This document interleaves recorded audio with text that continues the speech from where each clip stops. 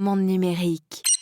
Donc on a différents capteurs au niveau des pouces, au niveau des doigts, au niveau des pieds. Donc tous ces capteurs, ça permet de capter plus de 60 biomarqueurs. On détecte le risque d'hypertension. On mesure l'âge du cœur. Donc en fait, c'est l'efficacité du cœur à éjecter le sang, à pomper.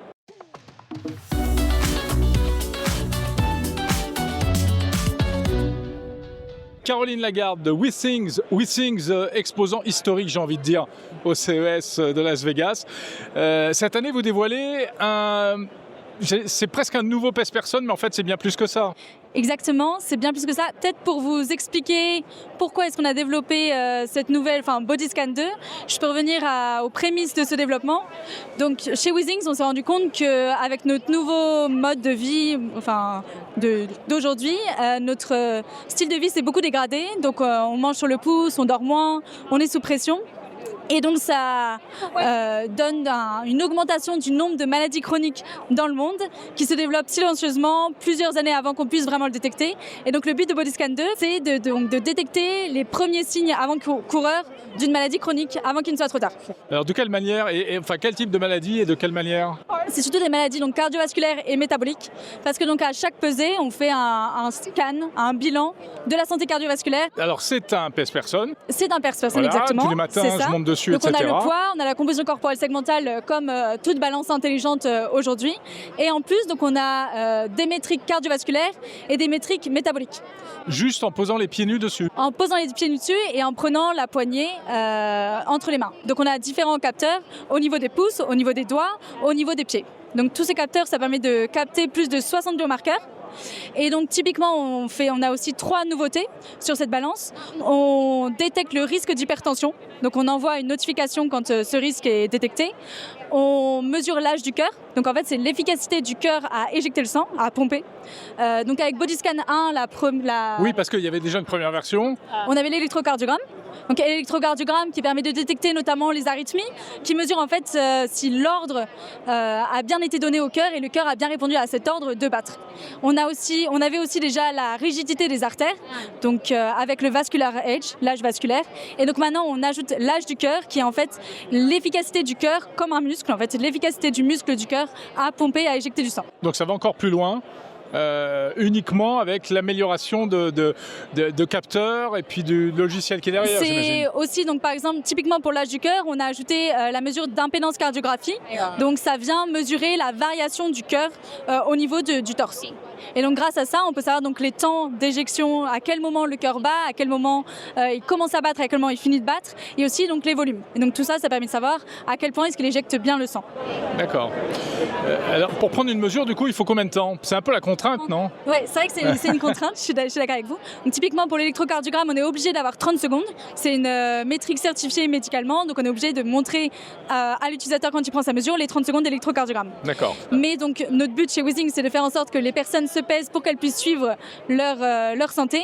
Et donc on va mettre en place une logique, une logique de pesée, c'est-à-dire que pendant la semaine, il y aura une mesure classique avec le poids, la composition corporelle segmentale et une ou deux mesures en plus en fonction de l'utilisateur.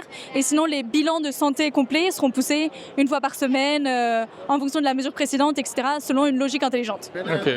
Est-ce qu'il n'y a pas un risque un peu de stresser l'utilisateur? Donc nous, notre but en fait, c'est de faire un statut envers la personne, de lui dire comment est-ce qu'elle est aujourd'hui, surtout vis-à-vis de sa longévité, donc sur plus tard, sur le long terme. Et donc le but, c'est de lui donner des conseils et de lui dire justement que c'est encore réversible, toutes ces mesures sont encore réversibles, et de faire en sorte que ce soit encore réversible. Et après, on voit par exemple sur nos balances, on a une rétention de plus de 50% de nos utilisateurs sur 10 ans.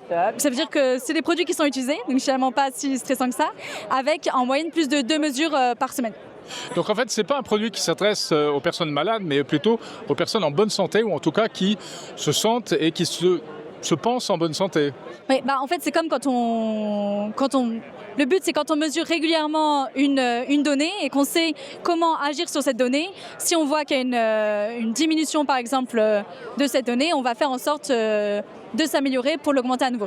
Et quel est le niveau de fiabilité des informations? Est-ce que si je les envoie à mon médecin, il va les accepter, etc.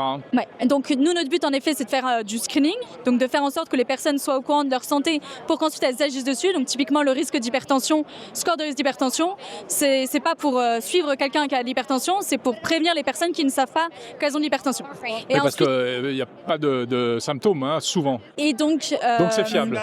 Donc c'est fiable, oui. Mais pour étayer un peu la réponse, donc toutes nos mesures sont réalisées en partenariat avec des médecins.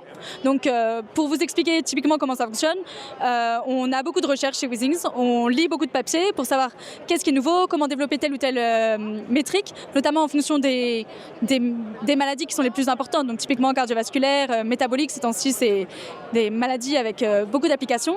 Et ensuite on va développer ces mesures et les faire valider avec des médecins en les mettant donc dans les hôpitaux avec des patients qui vont prendre des mesures. Est-ce que les médecins traitants, les généralistes, etc., acceptent et sont réceptifs à ce type de produit? Ça dépend des médecins, bien sûr. Après, nous, il y a tout un équilibre à faire côté Withings entre vulgariser les métriques pour que ça soit compréhensible dans la vie de tous les jours, typiquement les retranscrire en âge et faire en sorte que les médecins comprennent ces métriques aussi. Après, donc, si nous, on veut pousser les utilisateurs à aller voir leur médecin si elles ont un problème, notre but, c'est qu'ensuite, le médecin fasse tous les examens complémentaires s'il y a un problème. Donc, finalement, on a cet équilibre. Pour certaines métriques, on choisit de privilégier la compréhension de l'utilisateur. Pour d'autres, pour le médecin. Typiquement, l'électrocardiogramme, on affiche les vrais électrocardiogrammes, le médecin utilise ça directement. Comme avec notre partenariat avec Cardio Checkup, où donc c'est des cardiologistes qui font une revue de notre électrocardiogramme mesuré sur nos produits Withings et qui peuvent être ensuite directement envoyés au médecin. Ok, elle sort quand et à quel prix? Elle sort Q2 2026. Au deuxième trimestre? Deuxième semestre 2026 et au prix 499 € en Europe. Merci beaucoup Caroline Lagarde de Withings.